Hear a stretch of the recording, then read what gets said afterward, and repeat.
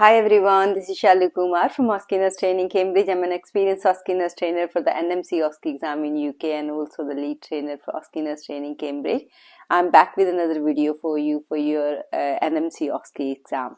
So if you like my videos, please press the like button now and subscribe to my channel. So today's video.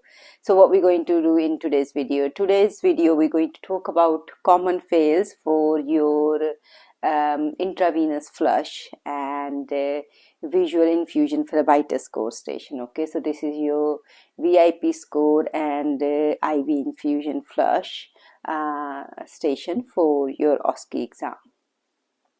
So intravenous flush. Okay, so let's talk about this station then. So I'm going to tell you what are the most common fails or what have been the most common fails over last 6 months to a year in this station, and give you my tips how not to make those mistakes in your exam. Okay, so let's have a look. So as you look on the screen now, it's a 12-minute station in your exam. It's one of the clinical skills.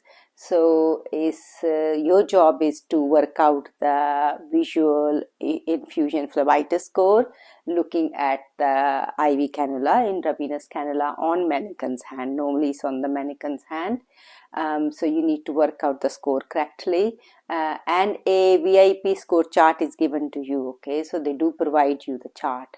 Look for signs of Phlebitis. Okay, so and then next job is to flush the cannula with normal saline, and which is normally pre-filled syringe. In UK we use the pre-filled normal saline syringes, so that's what you be given. And then you also complete the correct documentation for given drug in your drug chart. And the drug chart is provided to you, and I told you that you will be provided with a VIP chart is provided to work out your Phlebitis score. Okay, so that's what you will be given. Okay, so what are the common fails then in this station? So common fails are all mostly related to kind of, because it's a drug, so it's the safe administration of drug principles. If you don't follow, so nurses just don't only fail on the technique of flushing the IV cannula, with everything around it, because it's a drug. Even though it's a normal saline, you're giving intravenously, so it's still high risk. It's a drug, so you need to follow all the drug administration principles. Okay, that's where the common fails are. So let's look at the first one.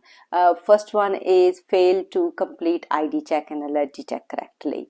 So like I told you that you will be given a MAR chart. Normally this station is set in kind of hospital scenario, so you will be given medicine administration chart. So you need to make sure that chart will say patient ID details and allergy details. You make sure you complete the ID check and allergy check correctly.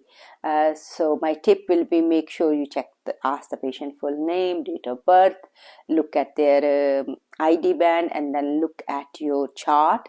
That is normally ID details and allergy details are on page 2 of the drug chart. So you make sure you go to page 2 as I'm showing you on the screen, and make sure you are looking at those ID details, and then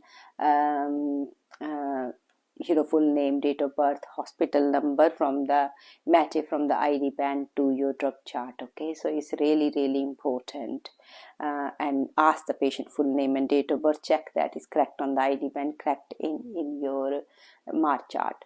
So that's what you need to do. And then also allergy check. So ask for the allergy, ask for the reaction, make sure it's written correctly on their allergy band, because the patient will be wearing, mannequin will be wearing a allergy band, red band, and then make sure it matches your documentation, the details. So that's really important to do in a very systematic way. So that's the first most common fail.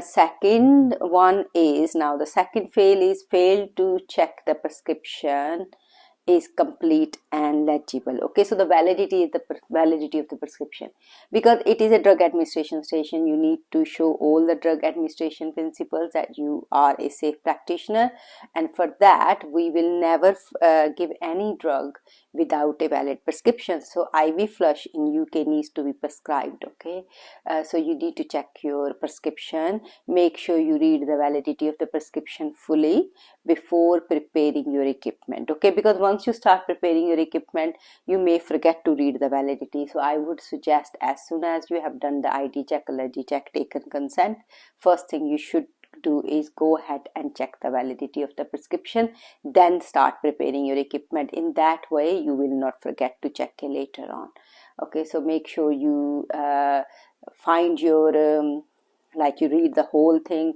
like I'm showing you today here. For example, the drug was prescribed as once only dose. Now it may be prescribed as once only, it may be prescribed as as required, the flush, okay, as required drug. Normally not prescribed as regular, but normally it's either once only or in the as required section of the drug chart. So wherever it is, but make sure you check the whole validity. Like for example, here the drug is today, sodium chloride is 10 mils, the route is IV, there is no instructions, time required is 10 o'clock, and you got the prescriber signature and bleep number, so it's a valid prescription, okay? So you need to make sure you verbalize all that. It's not only just checking, it's verbalizing everything you're checking, okay? So that's important. Now the number 3 now, fail to work out and verbalize the visual infusion phlebitis score correctly. So again, that's really important. They do give you the chart to help you with this, but you still need to look for all signs of phlebitis. So you need to look for pain, redness, because the first thing you will look for pain, then redness at the cannula site, any swelling, and then any palpable venous cord. You should be able to feel the mannequin hand. There is no palpable venous cord, and ask the examiner if your patient has any pyrexia, okay? And they will tell you what is the reading for the temperature for your patient. So you need to do it quite systematically, starting from pain, going all the way to pain, redness, swelling, any palpable venous cord, and then pyrexia, okay? And if any of them are present, you need to score. If the one sign is present, score is 1. If the 2 signs are present, score is 2. 3 signs are present, score is 3, and so on. For the score of 0 and 1, you can go ahead and still flush the cannula, but for score of more than 2 or more, as your chart tells you, that you should not score, that cannula should be recited. So you will verbalize your score and you will verbalize your action. If it's 2 or more, you will say, I cannot flush this cannula, it needs to be recited. Your examiner will tell you, assume it's recited, now you can flush it, okay? So you need to work out your score and work out how will you address that score, okay? So correctly, and then what your actions will be correctly, and they are on the chart, okay? So but you need to verbalize it. So you will verbalize the score and you will also verbalize what action you need to take, okay? So that's that one. So moving on to the next one, number 4, which is fail to complete the drug checks before administration. So even though it's normal saline, don't take it lightly, it's still a drug and you're giving IV, or it doesn't matter which route you give, you still need to check that all your drugs. Obviously in this case we're giving IV, but generally it doesn't matter what drug it is, what route it is, we still need to check all the checks on the drug. So it means you need to read the name. It is a pre-filled syringe, but you still need to check that it's normal saline, 10 mils, expiry date, and dose, obviously. So you need to check that and make sure it's the same drug as your prescribed drug. So that's really important. I know it's a simple thing to forget because you think it's only a flush, but it would be a critical fail in your exam. Moving on to the next one is fail to use aseptic non-touch technique to give flush. So this is really important one, because the whole procedure is not aseptic non-touch technique, but this particular part where you clean the port where you're going to attach the syringe. So cannula has a port on it where you're going to attach the syringe to. That port needs to be cleaned with with alcohol wipe, 70% of alcohol and 2% chlorhexidine wipe. So you clean that for 30 seconds, let it dry for 30 seconds. Then you attach your syringe aseptically. It means you will not touch the tip of the syringe, okay? And once you clean the port, do not put your hand or thumb back on the port. That would be counted as contamination, okay? So that's no aseptic non-touch technique.